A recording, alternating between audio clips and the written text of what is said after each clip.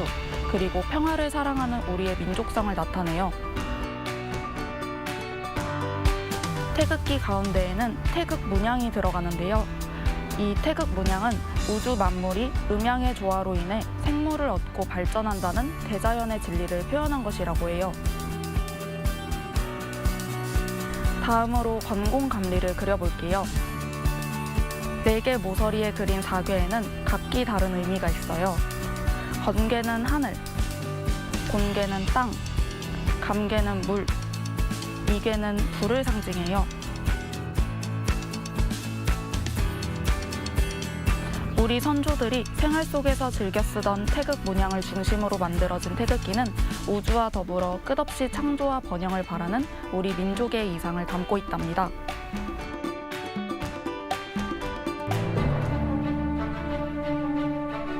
대한민국의 정체성과 자긍심을 드러내고 우리 민족을 하나로 뭉치게 하는 태극기, 우리의 자랑스러운 국가 상징입니다.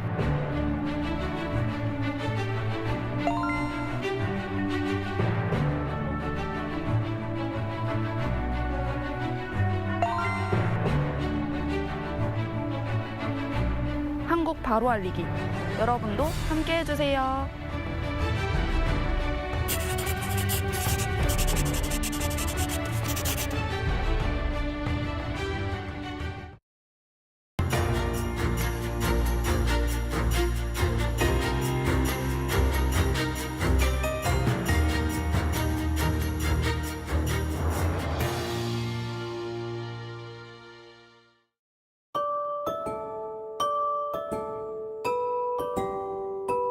저는 이제 손글씨 쓰는 거를 되게 좋아했었는데요. 처음에는 이제 취미로 시작을 했고 이제 하다 보니까 글씨를 쓰는 행위 자체가 정서적으로 돌봄을 시켜주더라고요. 제가 많이 힘든 시기에 글씨를 쓰기 시작했었거든요. 돌이켜보면 힘든 시기를 글씨로 극복했었던 것 같아요. 이제 글이 갖는 힘이 있어요. 네, 그래서 이제 저도 글씨를 처음에 형적으로만 이렇게 표현을 하고 그림 그리듯이 썼었거든요. 근데 쓰다 보니까 점점 글을 쓰게 되더라고요. 이제 글이 글씨가 되고 글씨가 글이 되고 이 메시지적인 부분이 크다 보니까 그런 어떤 직관적인 힘을 갖고 있는 것 같아요.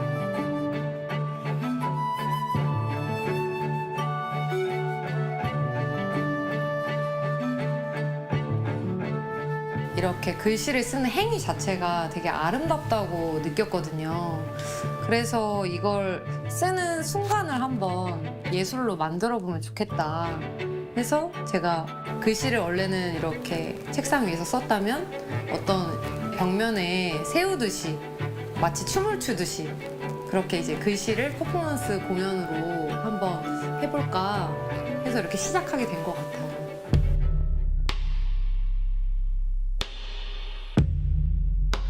외국인 분들도 이걸 뜻을 알지 못해도 되게 아름답다고 느끼시고 예쁘게 봐주시는 것 같더라고요. 여러 기억이 있지만 또 카타르에서의 경험이 되게 기억이 나요. 어떤 분이 이제 보시면서 우시더라고요. 그런 장면들이 어쩌면 저를 계속 이렇게 하게 하는 그런 원동력이 되는 것 같기도 해요. 해외에 나가면 오히려 더 애국심이 생기더라고요. 그래서 세계 시장으로 나가고 싶어요. 공연이 될 수도 있고 교육이 될 수도 있을 것 같아요. 이런 한글을 쓰는 행위 자체가 지금은 사실 손글씨도 잘 안 쓰는 시대지만 오히려 이런 시대일수록 되게 더 가치 있는 일이 될 것 같다고 이제 제가 믿거든요. 그리고 제가 그런 역할을 할 수 있으면 되게 좋을 것 같아요.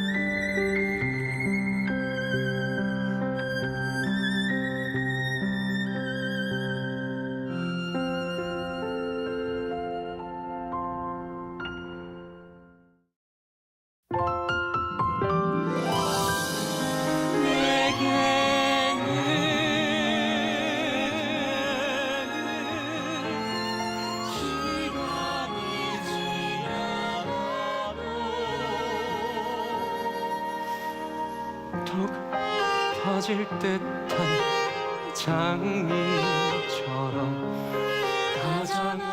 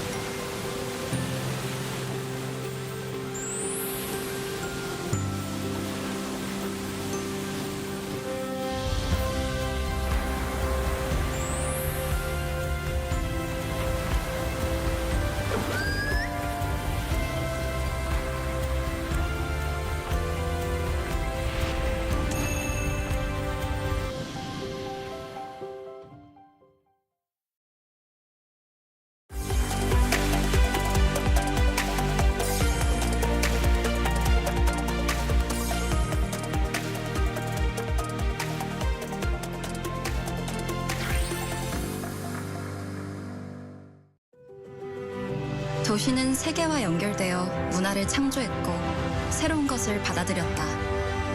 함께여서 우리는 더 자유롭고 더 멀리 갈 수 있어. 닫힌 문이 아니라 열린 질문으로 나에게 A극은 자유, 융합, 국제성, 다양성, 포용. 개방. 신라의 정신이 에이펙 2025로 이어집니다. Discarded coffee grounds can pose many significant problems to the environment. More than 500,000 tons of coffee waste a year has been disposed of in two main ways, either by incineration or burial in landfills. And a huge amount of carbon materials are released during the process. And there is a company which has manufactured different products by making use of the discarded coffee waste. We introduce Eco-Donga, which has produced various structures like decks, benches, and fences by using discarded coffee grounds. Eco-Donga is located in Pocheon, Gyeonggi-do Province. The company specializes in recycling different types of discarded resources. It has developed recycling solutions for coffee waste for more than 2 decades. And the eco-friendly decks of the company have seized a lot of attention in the field. 저희 에코동아는 2006년 설립 이후 약 20여 년간 친환경 복합 소재를 만들기 위한 꾸준한 연구 개발로 많은 기술력과 특허를 보유하고 있으며 그 친환경 소재를 활용하여 조경시설물에 해당되는 합성목재 바닥재 및 울타리를 제조하여 판매하고 있습니다.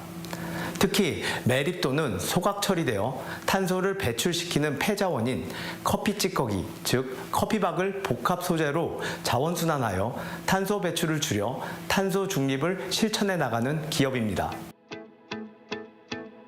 About 51% of the company's so-called coffee decks consist of coffee grounds. Also, the firm has used discarded cosmetic containers and plastic wastes to produce the products. The company has produced coffee decks by recycling more than 600 tons of discarded coffee grounds annually. 저희 에코동아의 대표 제품은 커피데크입니다. 커피데크는 정부 및 지자체와의 협력으로 커피 전문점에서 수거된 커피박을 활용하여 만들어집니다. 커피박에는 커피 기름의 주성분인 카페스톨, 멜라노이딘 등이 데크의 품질을 강화시켜 외부 기후 환경 변화 및 제품 부식 등의 강점을 가지고 있습니다. The coffee decks of the company have been installed in various sites in the country, including walking trails and parks. Also, it has developed diversified types of products, including coffee benches and coffee tables. 현재 전국 지자체 공원 조성 사업에 필요한 바닥재, 벤치, 테이블, 울타리재 등으로 적용되고 있습니다. 저희 에코동아에서 현재 진행 중인 사업으로는 스타벅스, 한강유역청, 환경보전원과 협력하여 한강 수계 투변 녹지 조성 사업을 현재 진행하고 있습니다. Eco-Donga has developed its own facilities and systems for the production of coffee decks. It has collected the coffee grounds from different parts of the country, including Seoul, Incheon, and Gyeonggi-do Province. After mixing the coffee waste with eco-friendly resins, it is turned into pellets, which refer to small and round ball-type substances. 에코동아는 커피박과 친환경 수지의 최적 배합 비율 설정과 특허 기술이 적용된 전용 설비를 통해 고품질의 제품을 안정적으로 생산하고 있습니다. 이러한 기술력은 당사의 커피데크 제품이 친환경성과 품질 경쟁력을 동시에 갖추는 데 핵심적인 역할을 하고 있습니다. The coffee pellets, which are produced based on the optimal ratio, are put into the compression facilities for coffee decks. After the shaping and testing stages, the manufacturing process is completed. In comparison to other wood deck products, it has emerged as an eco-friendly solution that can drastically reduce the emission of carbon materials. 커피 데크의 생산 공정에서 커피박에 포함된 유분을 효과적으로 제거하는 공정을 1차적인 해결 과제로 중요하게 다루고 있습니다. 이에 따라 본사에서는 건조 과정, 소재 생산, 데크 생산 과정 전반에 걸쳐 유분 함량을 낮추기 위한 특허 기술을 적용하고 있습니다.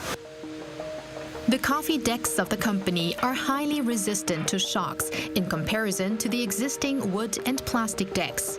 Also, they are more adaptable to climate change. The improved quality has earned recognition in the field.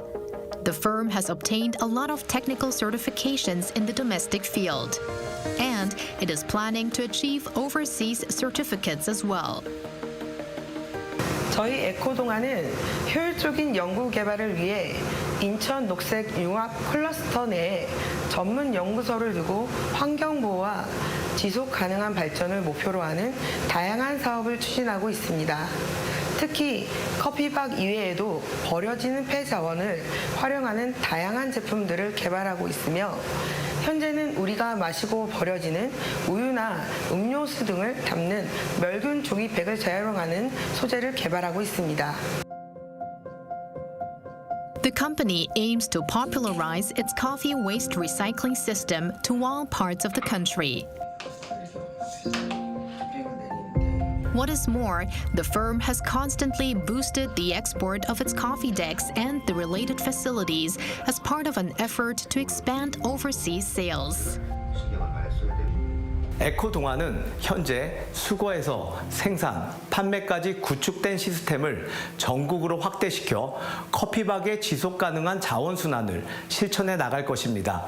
나아가서는 커피박 자원순환 시스템을 현재 협의 중인 프랑스, 베트남, 스페인 등 해외 시장으로 수출하여 전 세계에서 배출되는 많은 커피박 자원순환으로 탄소 중립에 한 걸음 더 다가가 지구 환경을 지키는 기업이 되는 것이 목표입니다. Eco-Donga has recycled discarded coffee grounds in order to lead the recycling of various resources.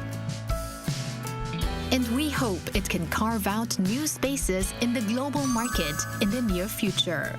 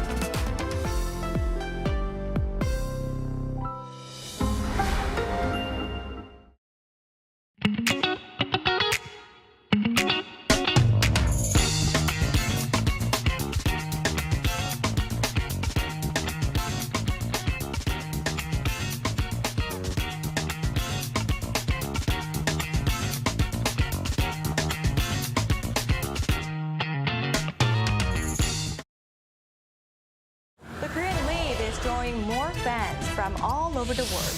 Local consumer prices continue to hover at the 2% since rate in April. Turning to robots to allow the visually impaired the chance to better indulge in cultural experiences. Like the number of hybrid cars are registered in South Korea has surpassed 2 million with this locally developed Yuri rocket.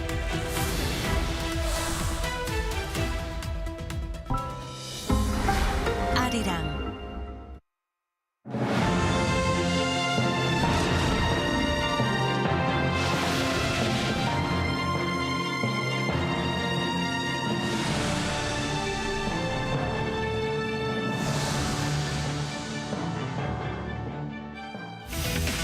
In our headlines on this Thursday, August 7th, here in South Korea. As part of his latest tariff plan, Donald Trump speaks of slapping a 100% tariff on foreign-made semiconductor imports. Intentions to this end are igniting concerns among Korean chip makers.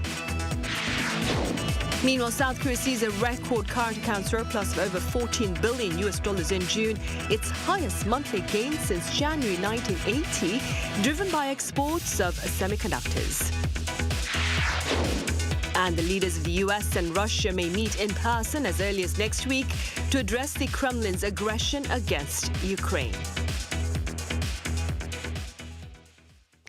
The U.S. plans to impose a 100% import duty on semiconductor shipments into the American market. The top office here is playing down the potential impact of the pledged tariff. Our Heung-min reports. U.S. President Donald Trump continues to ratchet up his tariff pressure, this time threatening to impose a 100% tariff on semiconductors coming into the United States.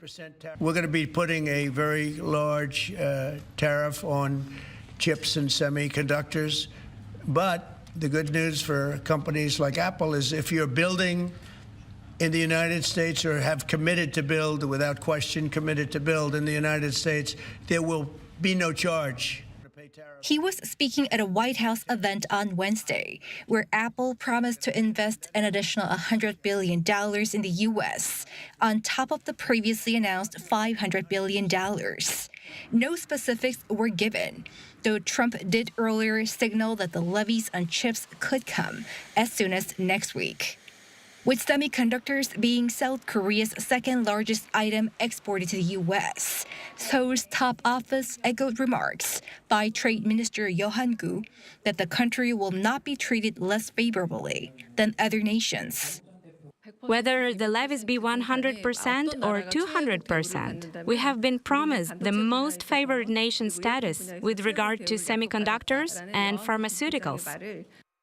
Last week, a framework trade deal was reached between Seoul and Washington that lowered the U.S. so-called reciprocal tariffs on South Korea to 15% in exchange for massive investment pledges by Seoul, as well as a promise for the most favored nation status on certain sector-specific tariffs.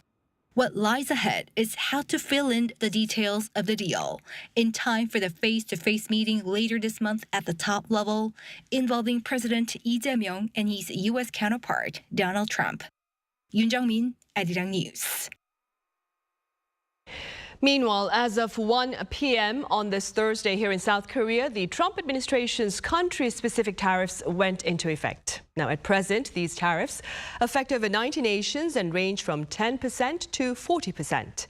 South Korea, Japan, and the EU, for their parts, face 15% tariffs on their goods exported to the American market.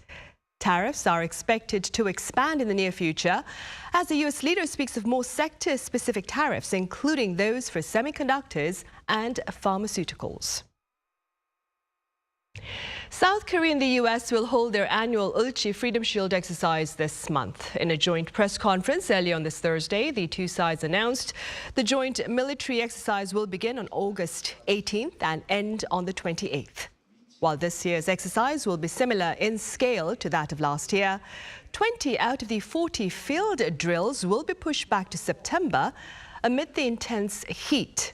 Officials also said the drills will include missile threat scenarios and aim to reinforce the deterrence against North Korea. The annual exercise involves some 18,000 South Korean troops and roughly the same number of American soldiers. In other news, South Korea saw a record current account surplus of over $14 billion in June, its highest monthly gain since relevant data collection began. Our economic correspondent Kim Do-yeon covers these findings and more. South Korea posted a current account surplus of $14.27 billion in June, the country's largest monthly surplus on record. According to the Bank of Korea on Thursday, the figure was fueled by strong semiconductor exports and a surge in dividend income. June also marked a surplus for the 26th consecutive month. Compared to May, the goods account surplus alone rose by $2.5 billion, helping push the first half total to $49.37 billion, the third highest first half figure in history. This is the result of a sharp increase in the primary income account, driven mainly by dividend income, on top of a wider goods surplus due to a drop in commodity imports following lower oil prices. In June, exports of semiconductors rose over 11%, while pharmaceutical shipments soared more than 50%. Much of the chip sales appear to have been front-loaded ahead of the U.S. tariffs taking effect. However, steel and automobile exports slipped, reflecting early pressure from the new tariff regime. Regionally, exports to the U.S. and China declined, while shipments to the EU and Southeast Asia posted solid gains. Despite concerns for other items due to tariffs, the Bank of Korea maintained a positive outlook for the current account in the near term. As for semiconductors and pharmaceuticals, South Korea secured the most favorable terms under the agreement. So we're not likely to face disadvantages compared to other countries, nor see a significant drop in the competitiveness of our chip industry. The news also came as the Deputy Prime Minister for Economy and Finance, Koo Yoon-chol, visited the Governor of the Bank of Korea, Lee Chang-yong, for the first time. Greeting the Deputy Prime Minister, the general touted the government's tariff deal with the U.S., saying it eased the burden for the central bank as well. To be honest, from both my personal view and the Bank of Korea's perspective, the recent tariff agreement was handled well, and it has significantly eased the pressure going into our monetary policy meeting at the end of August. The Deputy Prime Minister also said the decline in potential growth rate is due to a loss in the country's economic capability, adding, all economic players must work together to strengthen that capability. Kim Do-yeon, Arirang News. And Minister Koo Yoon-chol says domestic demand is picking up pace amid related efforts, including the government's recent provision of consumption coupons. Our correspondent Park Eun-woo reports.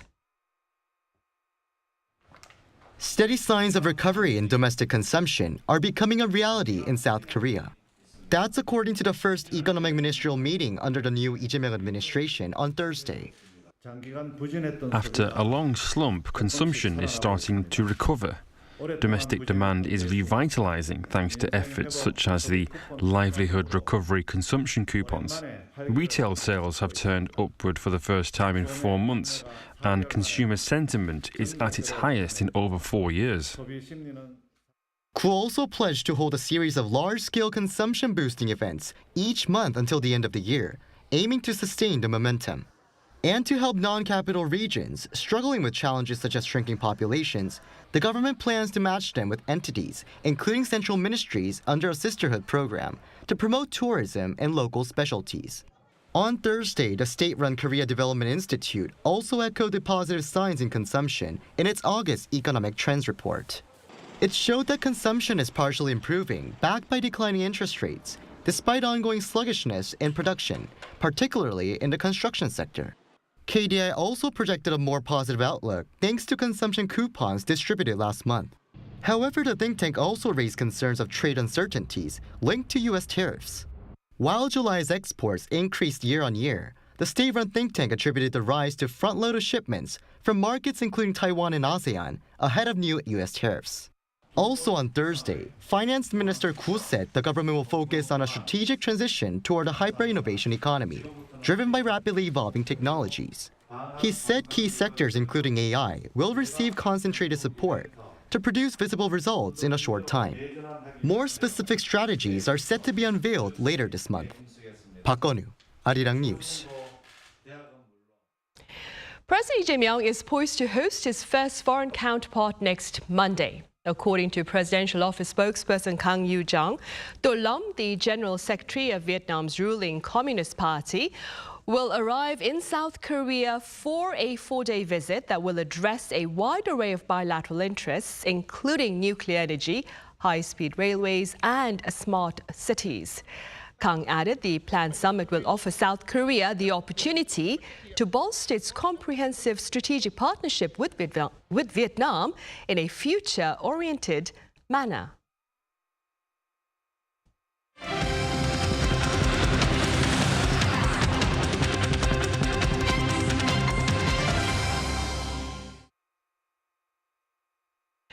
The leaders of the US and Russia may meet in person as early as next week to address the Kremlin's aggression against Ukraine. Our An Sung-jin has the latest.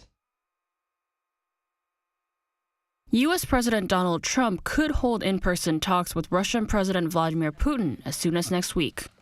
Trump told European leaders during a call on Wednesday that he intends to meet with Putin and then follow up with a three-way talk also involving Ukrainian President Volodymyr Zelensky.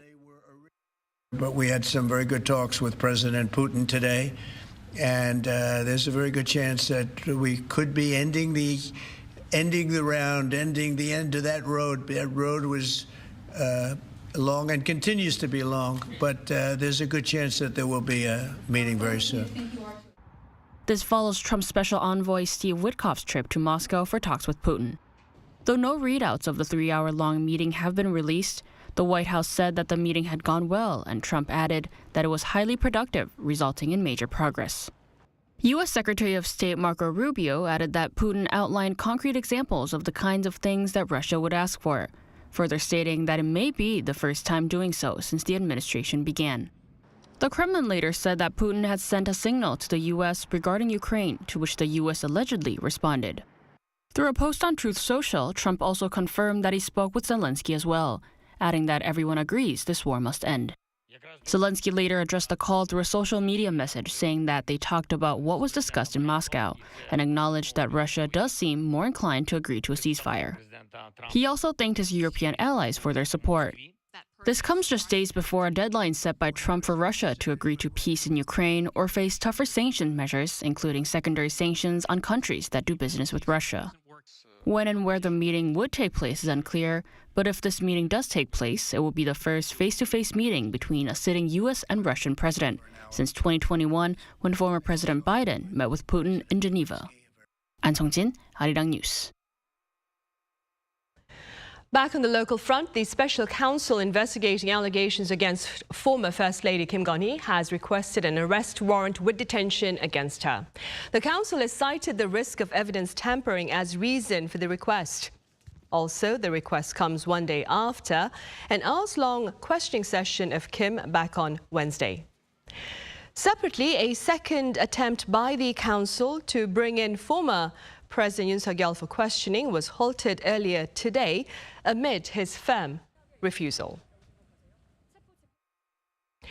In sports news, football sensation Son Heung-min has a new home, that is the Los Angeles Football Club. Our Choi Soo-young has more. At Son Heung-min's official Los Angeles FC signing press conference, LAFC supporters welcomed him with loud and powerful cheers. After 10 years with Tottenham Hotspur, Son officially joined LAFC on Wednesday local time. His new club described the South Korean national team captain as one of the most talented and popular Asian players in football history, while Tottenham bid farewell with a front-page message on his website. Son Heung-min says he came to Los Angeles with one goal: to win. Obviously, I'm here to perform, but also that I want to give some advice to the young players that for improvement. So yeah, I can't just wait to see all the teammates and all the players that are working together. So that's why we are here. So let's do it together, wins the trophy here. It was also revealed that Sonny will wear the number 7 at his new club. Now set to play as LAFC's starting forward, Son said the presence of the world's largest career town in Los Angeles was one reason he chose the team.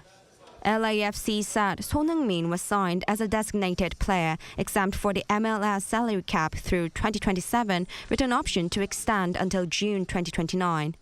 The club added that he will take up an international roster slot and will be eligible to play once he secures a U.S. work visa and an international transfer certificate.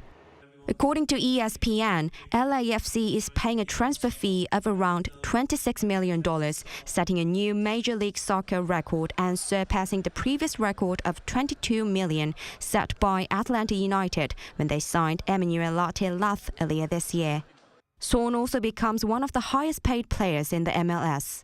Son is embracing his new start in the U.S. as another challenge, saying he wants to give back for everything he has received from the team and hopes to leave as a club legend. Choi Soo-young, Arirang News. A Billboard survey shows 4 out of every 10 US-based K-pop fans spend over $100 annually on physical copies of K-pop albums. The survey was conducted over a fortnight last August and included 1,400 Billboard readers aged 14 and above. 63% of those polled had purchased at least one K-pop CD over the previous year, and nearly half said they bought multiple copies of the same album, given the diverse packaging and design. But despite the active spending on physical albums, only 47% had attended a K-pop concert in the past year, owing to high ticket costs and long distance.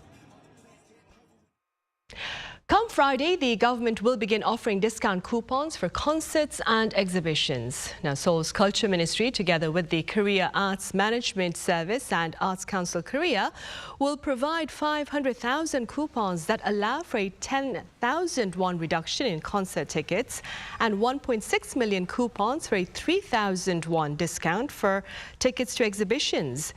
The coupons can be used until September 19th and apply to events held up until November 30th. Unmanned stores are gaining traction here in the country for their convenience and their price tags. Our correspondent Park Chun-han files this report. In South Korea, you can buy fresh fruit anytime, whether it's 4 a.m. or late at night. This store is a 24/7 fruit shop. What's even more interesting is that there's no one at the counter. You just simply pick up the fruit, bring it to the counter, then scan the barcode. After it's scanned, you can pay for it through a machine, and you're good to go. These two ice creams are exactly the same. Same size, same brand, same ingredients. I paid 1,500 won at a convenience store, but just 600 won at an unmanned store. That's less than half the price.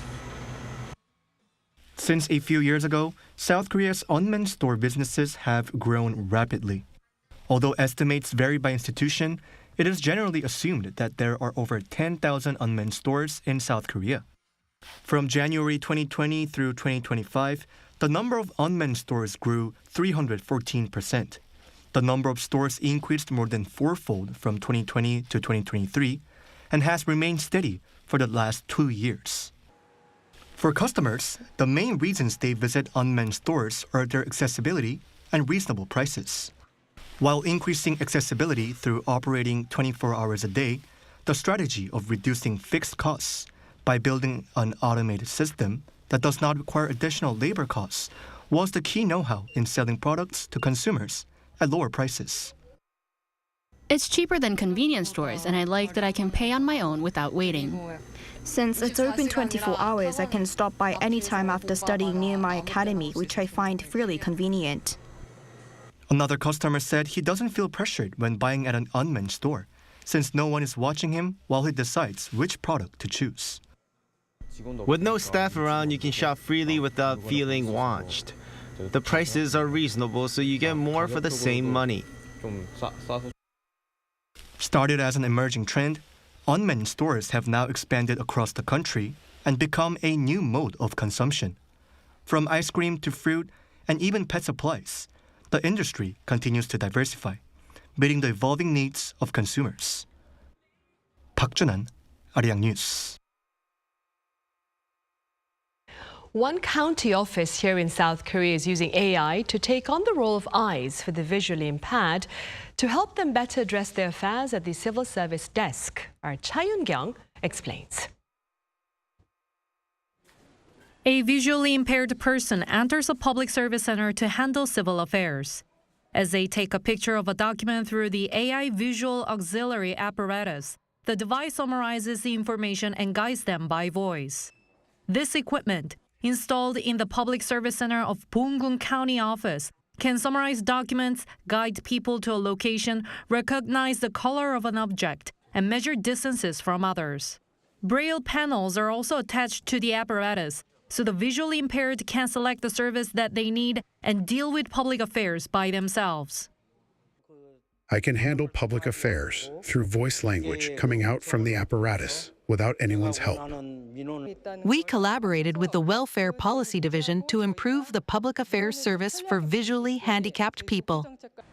Boongun County plans to make up for the weaknesses of the apparatus with the cooperation of an association of the visually impaired people using it. 차윤경, Arirang News.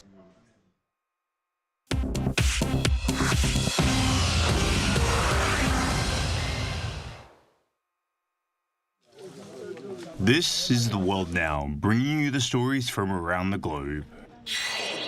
Starting off in Ghana, where the country's defense and environment ministers were among the 8 people killed in a helicopter crash. Defense Minister Edward Omane Bouama and Environment, Science and Technology Minister Ibrahim Mutala Muhammad died in the crash in the Ashanti region on Wednesday. 3 other officials and 3 crew members also died in the crash. The helicopter had departed from the capital of Accra just after 9 a.m. local time and was heading to the town of Ubuasi from an event addressing illegal mining. Later, Ghana's armed forces reported losing radar contact with the helicopter. The cause of the crash is still unknown.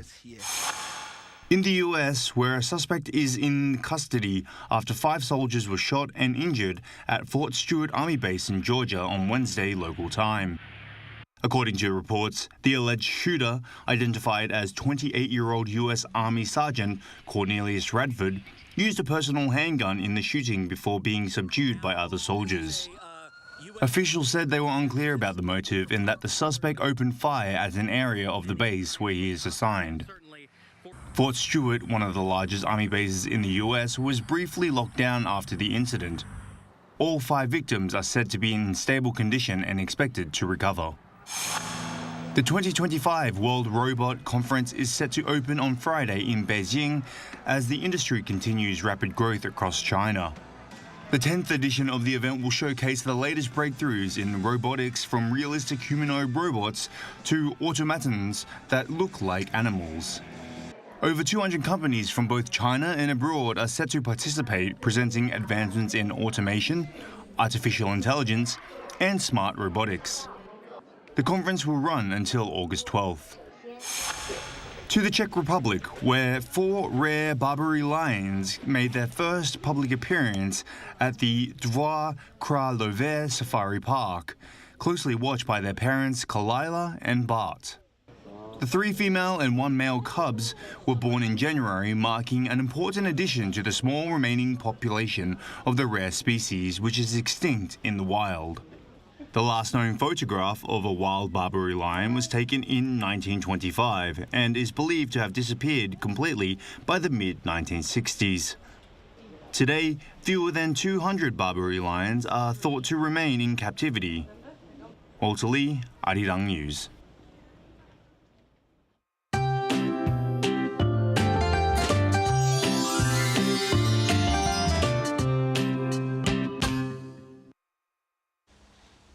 Today's 입추 on the traditional calendar, which means the beginning of autumn.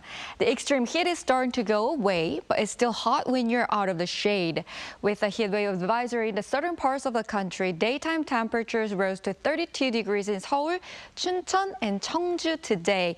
There will be no heat wave above 35 degrees Celsius like last week, but for the time being, the daytime temperature will continue to exceed 30 degrees Celsius in most regions. The night heat will gradually cool down as well. Seoul will see lows of 23 degrees tomorrow, and many areas will see below 25 degrees in the morning. Chuncheon and Gyeongju will start off at 21 degrees, Busan at 25 degrees. Highs will move up to 31 degrees in Seoul, Chuncheon, Daejeon, and Busan, Jeju 30 degrees. Tomorrow there will be showers on the East Coast. That's all for Korea. Here are the weather conditions around the world.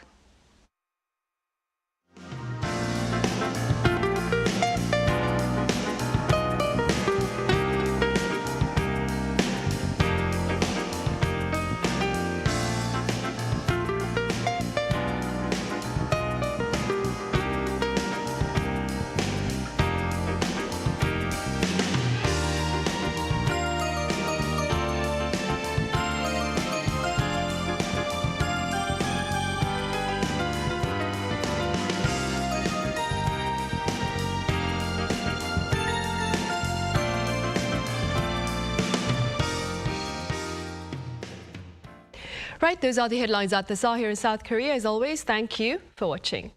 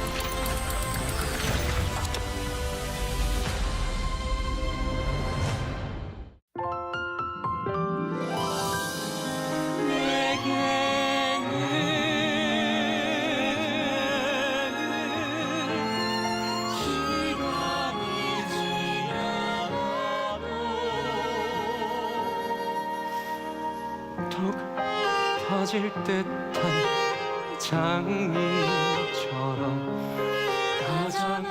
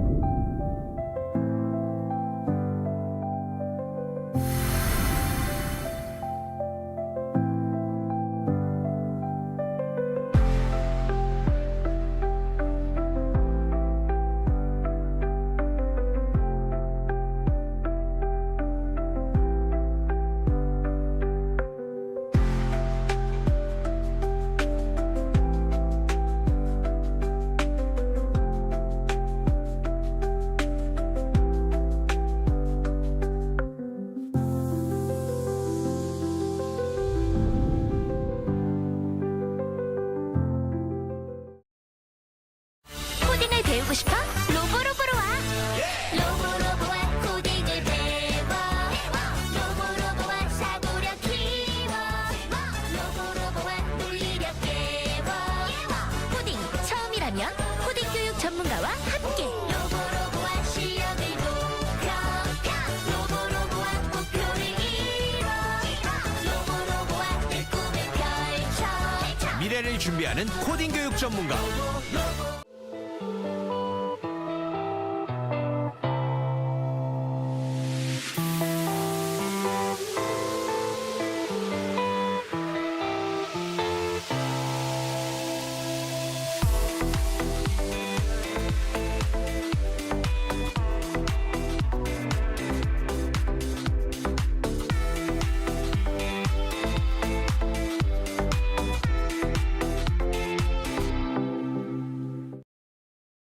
Change the way you start skincare. 7 vegan peptide, maximum benefits for your skin. And amplify the effect of the next skincare step. Boosting, glowing, and brightening. Effortless care. Visible results. 7 vegan peptide booster. Mizone.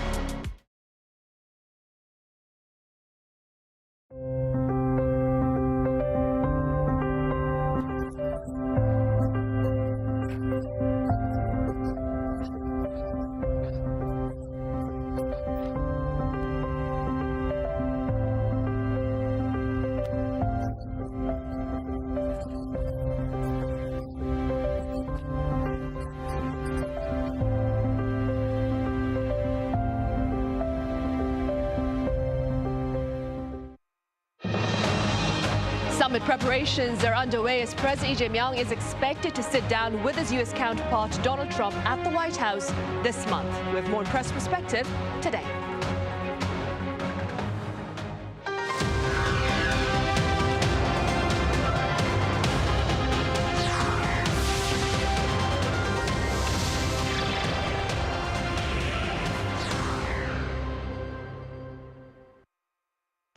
Hello and welcome to Press Perspective. It's Thursday, August 7th here in Seoul. I'm Min Sun-hee.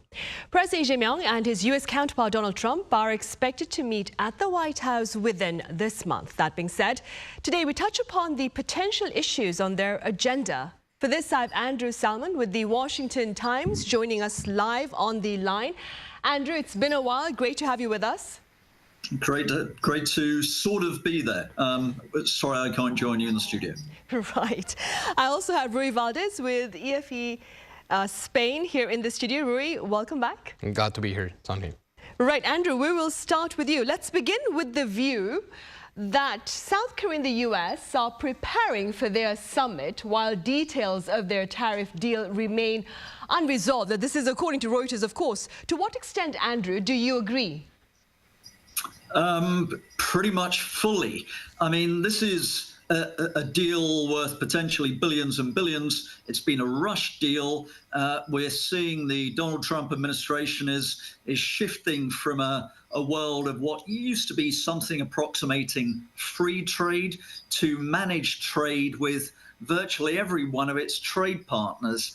And, you know, the question is, does the US have the negotiating bandwidth to handle all these negotiations at once? I mean, to me, that seems literally impossible. Let me give you one example from recent history of how these things are done in a more gradual fashion. You may recall back in 2006, the US and Korea initiated free trade agreement, FTA, discussions. Those discussions took more than a year by two dedicated, in-depth, specially detailed negotiating teams.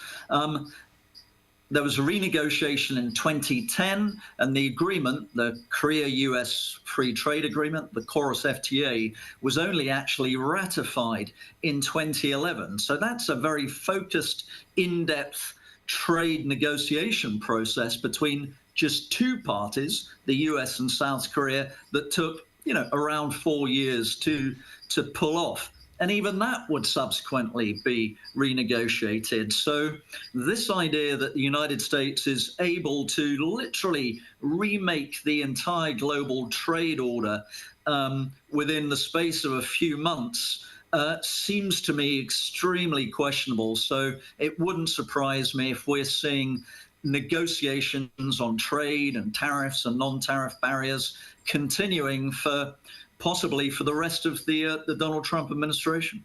Right, a daunting task ahead, I have to say.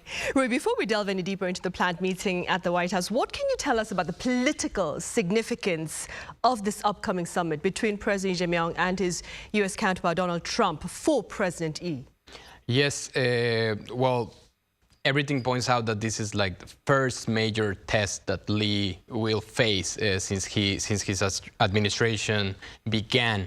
The main topics that people are expecting to be touched, or at least people want to hear both sides about, are trade, the troops of U.S. stationed in South Korea and North Korea. Right now, as Lee Jae-myung just started his presidency, he has a very high approval rating. The country does seem to be more stable after the whole conundrum related to the martial law and the impeachment of his predecessor, Yoon Suk-yeol. And as I was saying, this is the first time that we will see the President Lee really facing what we could say it's the major topic internationally when it comes to trade and tariffs and the new relations that the administration of Donald Trump is taking with their allies, with their own allies. Being that said, one of the top priorities for Lee is going to be to reassure everyone that U.S. will respect the pact that they just, or the deal that they just reached recently in terms of the reciprocal tariffs and automotive tariffs that were set in 15%. One day before, they could have been 10% higher, 10 point higher. There's also another debate that just rise today. Donald Trump announced that around a week they're going to impose a semiconductor tariff of around 100%. South Korean part, the presidential office, and were trying to give calm to the country in saying that their own or the South Korean semiconductor producers will be exempt of these tariffs because U.S. has guaranteed that it will respect their status as most favored nation. If we check, for example, the behavior today of the stock market, yeah, it seems that people or investors took this as a positive sign, but as we know, with the U.S. administration, with the current one, we don't really know yet if they're going to respect this status until we hear at least from their side. And so far, we haven't heard clearly that South Korea will be outside of these tariffs. On the other hand, I will say it just shallowly because we will elaborate further. The other topics of interest are the defense cost sharing for the stationed U.S. troops in South Korea. And, well, in terms of if Korea will increase their contribution, if the troops are going to be reduced, and also if the troop will change their focus to also work as let's say, as an umbrella to Taiwan or to also give more power to the region in the U.S. Against China. And finally, and one of the most uncomfortable topics for both will be North Korea, because right now we still don't know, or the latest we have heard from North Korea is that they are still not open for dialogue to South Korea, but they did left a little window for dialogue with the U.S. In case they met certain circumstances, certain requirements that we will discuss further. Right, and before we touch upon North Korea again then, Andrew, how important would you say is the upcoming interaction for the U.S. leader, keeping in mind, of course, his hopes of containing China, as we mentioned, and of coming across perhaps as a peacemaker, if you will, with regard to tensions here on the Korean Peninsula? Yeah, I mean, those are two separate issues that hold immense risk and reward for both Korea and the US, depending on how they play out. I mean, it should escape the notice of, precisely nobody that in recent years, US troops have redeployed away from their role on the DMZ, the frontier between the two Koreas, and they've shifted to a completely new posture down onto the Yellow Sea. So they're no longer facing North Korea, they're now facing China. This gives the US forces an extraordinary forward operating base for interdiction, for monitoring on Chinese naval forces in the Yellow Sea, its naval shipyards, including carrier shipyards in the Naval Sea, and its fleet command in the Yellow Sea. So this is really, really, really good terrain if the US are granted the strategic flexibility, that's the term, to use South Korea as a lily pad, a forward operating base for operations around the region. And this is what the Undersecretary of Defense Eldridge Colby is talking about, frequently. Make these forces much more flexible in their adaptability. And that, of course, could require a shift in the force package here on the peninsula. Probably less Army, more Marines, more Navy. But of course, the Lee Jae-myung administration, while it wants to maintain deterrence against everybody around the region, it doesn't want to irk China. It doesn't want to undermine its relationship with Beijing. So this is potentially a massive point of contention. And the security people I talked to about this issue are watching this with absolutely bated breath. We could finally see essentially South Korea taking over the wartime control of its own troops from US command, the dissolution CFC, the Combined Forces Command, which is an extremely virile war-fighting force, two separate commands, and a write-down, a reduction of US forces in Korea. And these all have massive ramifications for South Korea, for defense spend, for conscription periods, and so on and so forth. So there could be a real cascade effect coming out of this summit. Now, that's the risk. The reward might be the North Korean approach, because as we know, Donald Trump was the first and only American president ever to summit with a North Korean leader. He seems very, very keen on putting out fires around the world. He's made peace approaches over Congo, Rwanda. He's trying to do things in Ukraine and so on and so forth. So, arguably, he is much more of a peacemaking president than a warrior president. And in that, he may very, very well sync with Lee Jae-myung, who, again, wants better relations with North Korea. But to sum up, I think in this summit, on the security angle, it's going to be the risk of how the two allies see American forces in the region being postured against China. The reward, the payoff may be, relaxed, loosened tensions with North Korea, perhaps with a smaller US force posture on peninsula and reduced bilateral military exercises. Right. And staying with the speculation on the risk factor, if you will, Rui, some pundits believe the summit between the two leaders might actually turn into a showdown over, as you mentioned earlier, defense cost sharing. How likely do you suppose is that scenario? Right. This comes way back since Trump's first term. He many times stated that South Korea's contribution to the U.S. forces stationed in the Asian country was quite low. He proposed to increase it significantly, 5 times, 10 times. He used different numbers. Then he mentioned it again during the campaign for the second term. And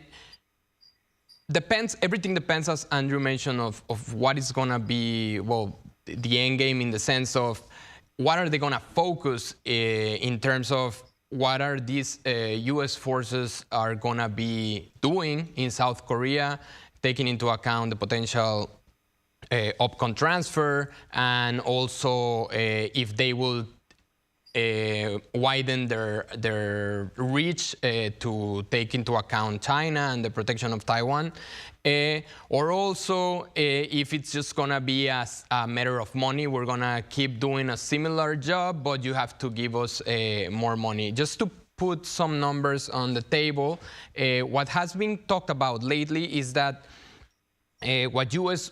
potentially wants is that South Korea increases to 5% of their GDP, their contribution to these defense sharing costs.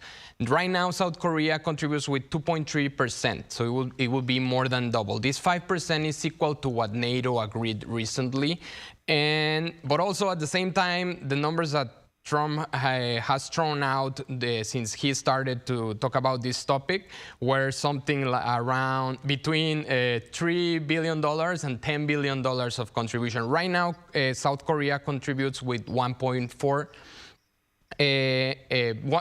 billion US, and with Biden, they agreed that starting next year until 2030, it will increase to $1.1 billion. Being that said, South Korea is betting that this agreement will be respected, the one signed with the previous U.S. administration, but taking into account all the statements from Trump, his approach on this topic, we could expect that there will be a change, at least on the numbers, if not in the approach, if not also in the number of troops that will be stationed in the country. Right.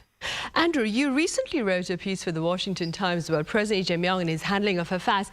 That being said, how do you see President Lee perhaps navigating a potential showdown over contentious bilateral matters at the White House once the summit takes place?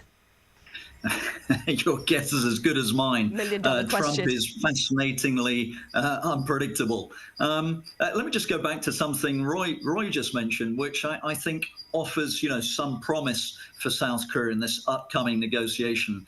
Donald Trump is very focused on economic reward. I'm not convinced he's hugely focused on global geopolitics and strategy. Now, as South Koreans, you benefit from the presence of the 8th Army, the 7th Air Force, and the US nuclear umbrella. That is a colossal package of deterrence, which is granted by the states. My sense is that South Korea, which is one of the world's, 12th, 13th richest economy, could very easily upgrade the burden share. Lee could feasibly offer Trump much, much more money in order to maintain sort of the USFK alliance status quo on the peninsula. So if I were advising President Lee, I would advise him to sort of take that strategy, assuming that is, of course, he wants to maintain the status quo. As to the question of whether, Lee and Trump are going to sort of hit it off, I don't know. Perhaps President Lee should plan an American pop song he can sing at the White House, an inspired bit of public diplomacy. But I do have a sense that Lee and Trump, they come from very, very different family backgrounds, professional backgrounds, but they do both share this slightly tough guy, no nonsense, get things done sort of approach to politics. And I think, there is ground that could very easily be shared. There's a lot of things on the table, political, economic. There are great rewards that both countries could continue to reap from this relationship. So I don't think we're going to have a particularly dire outcome. I would say the potential, the promise, probably outweighs the risk. But don't take my word for it. I don't have a crystal ball, and I've been wrong before. Right. With regard to North Korea, then, do you believe the two leaders see eye to eye? Yeah, as I was mentioning in the first intervention, I think this topic will be particularly uncomfortable. The other topics, of course, will include tensions, significant tensions. But what we're talking, when we're talking about North Korea, there's some major element that could backfire to South Korea in case it happens, which means that potentially, taking into account some signs that had been shown by the US, potentially US and North Korea could start interacting without the need of South Korea as an intermediary or as a main participant of these dialogues.